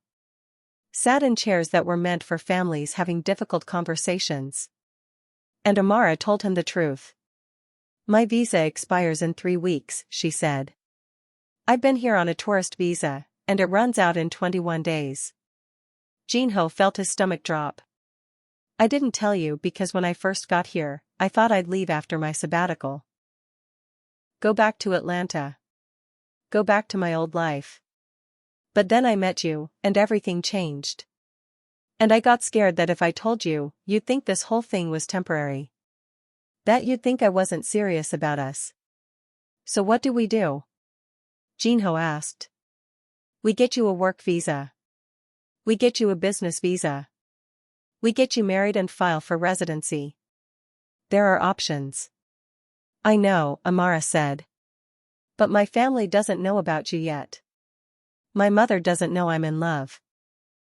My father doesn't know I've decided to stay in Korea. I haven't told them anything. I've been avoiding their calls for 3 weeks. She looked at him with eyes full of pain. And my mother called this morning. Before the hospital. She said if I don't come home in 3 weeks, she's cutting me off. She says I'm wasting my career. She says I'm throwing away my life for a man I barely know. She's demanding I come back to Atlanta and get my job back. So what are you saying? Jinho asked carefully. Are you going back? No, Amara said. But I also can't just disappear from my family's life. They raised me. They sacrificed for me. And even though they're suffocating, even though they make me feel like I'm not enough, I love them. She took Jinho's hand. I'm saying that I need to go back to Atlanta. I need to see my family face to face. I need to tell them about you. I need to tell them about the gallery. I need to tell them that I'm staying in Korea, but I need to do it with honesty, not by running away like I did before. How long? Jinho asked. 2 weeks, Amara said. I'll use 1 week of my visa to go home. I'll talk to my family. I'll close out my life in Atlanta. I'll figure out my career situation. And then I'll come back. And if you don't come back? Jinho asked, the fear in his voice making it clear what he was really asking. What if you get there and remember why you built your life in Atlanta? What if your family convinces you that I'm just a beautiful interruption? Then I'd be breaking my own heart, Amara said. Because I'm not the same person I was 4 weeks ago. I can't go back to being that woman. I don't want to. I'm coming with you, Jinho said. No, Amara said immediately. You're not. Why not? Jinho asked. Because you need to stay here and build the gallery, Amara said. Your father is recovering. Your sister needs you. And honestly, bringing you to Atlanta to meet my family will only complicate things. They need to understand that I'm choosing this life. Not because of you. But because of me. Jinho felt panic rising in his chest. So I'm just supposed to wait here? He asked. Supposed to trust that you're coming back? Yes, Amara said. You're supposed to trust me. The way I've learned to trust you. The way we both learned to trust that love is worth the risk. She took both his hands. My father taught me that if you try to control love, you destroy it. Your mother taught us that sometimes you have to let people go to know if they're really coming back. So I'm asking you to let me go. Let me handle my family. Let me close that chapter of my life. And then I'll come back to you, and we'll build something together. For real this time. Without running. Without hiding. Without anything between us but truth. Amara stood in her childhood home. It looked smaller than she remembered. Her mother was making food in the kitchen, the same way she always did when she was upset. Amara's father was in the living room, watching TV silently. So this is the man? Her mother asked, not looking up from the stove. She'd asked to see a picture of Jinho. Amara had shown her. Yes, Amara said. His name is Jinho. He's 32. He's a photographer. And I'm going to marry him. Her mother's hand stopped moving. You've known this man for 4 weeks, her mother said. And you're throwing away your career? I'm not throwing away my career, Amara said, her voice steady. I'm changing it. I'm going to curate a gallery in Seoul. A gallery that showcases African and African diaspora photographers. A gallery that gives voice to artists who don't get represented in mainstream spaces. In Korea, her father said from the living room. What do you know about Korea? I know enough, Amara said. And I'll learn the rest. Because I'm not just going there for a man. I'm going there for me. I'm going there because for the first time in my life, I feel like I'm building something that actually means something. Her mother sat down at the kitchen table. Tell me about him, she said quietly. Tell me the real story. So Amara did. She told them about the blizzard. About the cabin. About the photographs. About the darkness and the light. About a man who was hiding and a woman who was running, and how they found each other in the worst storm of the decade. She told them about Jinho's mother's letter. About his father's redemption. About family being broken and then healed. And when she finished, her mother was crying. He sounds like someone who actually sees you, her mother said. Someone who loves you for who you are, not who we wanted you to be. He does, Amara said. Then go, her father said from the living room. Go build your life. We'll figure out how to be a family from a distance. We'll figure out how to love you without suffocating you. Amara boarded the plane back to Seoul 7 days later. She had a new plan. She had her parents' blessing. She had clarity about who she was and what she wanted. And she had Jinho waiting for her on the other side. But when the plane landed at Incheon Airport, what she saw made her stop breathing. There was Jinho, of course. But he wasn't alone. His father was there. Still recovering but standing. With Minjun on one side and what looked like Amara's family on the other side. Her mother. Her father. Her aunts. Her cousins. What? Amara started. I called them, Jinho said, smiling. I asked if they wanted to watch their daughter help launch a gallery that was going to change Seoul's art scene. They got on a plane yesterday. Amara's mother rushed to her and hugged her so hard she couldn't breathe. We're sorry, her mother whispered. We're sorry for making you feel like you had to run away. We're sorry for not seeing that you were drowning. We came here to support you. To see your life. To understand your choice. 3 months later, the gallery opened. It was beautiful. Perfect. A space that honored both Amara's vision and Jinho's artistry. The walls displayed photographs of people from across the African diaspora, their stories, their struggles, their beauty. And in the center was a series of Jinho's photographs from the mountains. Images of a village he'd learned to love. Images of a life that had been saved. At the opening, Jinho took Amara's hand and whispered, "We did it." "We did," Amara said, tears in her eyes. "My mother would have loved this," Jinho said. "She does love it," Amara replied. "She's here in every photograph. Every story. Every moment we chose each other over fear." Amara wore white. Jinho wore traditional Korean hanbok. They got married at the gallery, the place where they built their dreams together. The ceremony blended 2 cultures. 2 families. 2 people who came from different worlds but found home in each other. And as Jinho slipped the ring on Amara's finger, he whispered something only she could hear. "Thank you for getting lost in that storm. Thank you for finding me. Thank you for recognizing me," Amara whispered back. "Thank you for loving me when I didn't even know how to love myself." In the audience, sitting next to Amara's mother, was Jinho's father. He was healthier now.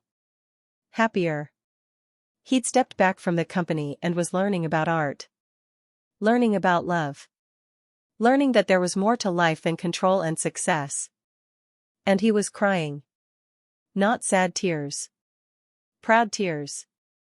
The tears of a man who almost lost everything and got a second chance to get it right. Because that's what this story is really about. Not just romance. Not just love. But redemption. Healing. The power of two broken people choosing to build something beautiful together instead of staying broken alone. This is where the story ends. But it's also where a new story begins. Because love isn't about the moment you say yes. Love is about every choice you make after that yes. Every day you decide to stay. Every conflict you work through together. Every sacrifice you make not because you have to, but because the person is worth it. Amara and Jinho didn't get a perfect ending. They got a real one. They got a life built on honesty, on healing, on choosing each other even when it was hard. And sometimes that's the best kind of happy ending. Thank you for watching this journey with Amara and Jinho. This story was about two people who were lost, and how love found them in the most unexpected way. It was about family, sacrifice, forgiveness, and the power of choosing someone completely. If this story moved you, if you cried during any of these chapters, if you believe in love that's worth fighting for, subscribe and share this story. Because stories like this matter. They matter because they remind us that we're not alone. That other people are broken too. That love isn't just what happens in fairy tales, it's what happens when two real people choose each other, even when the world tries to tear them apart. Drop a comment, what moment broke your heart the most? Which character's journey resonated with you? What did this story teach you about love? Because the comments are where this story truly comes alive. That's where you share your own storms. Your own moments of being lost. Your own love stories. This is where the storm between us ends. But maybe, just maybe, it's where your own story begins. Thank you for watching. Thank you for believing in love. Thank you for understanding that sometimes the best things in life come after the worst storms. If you want more stories like this, subscribe now. Because there are more storms coming. More love stories. More reasons to believe that broken hearts can become beautiful homes for other broken hearts. The storm has passed. But the light? The light stays forever.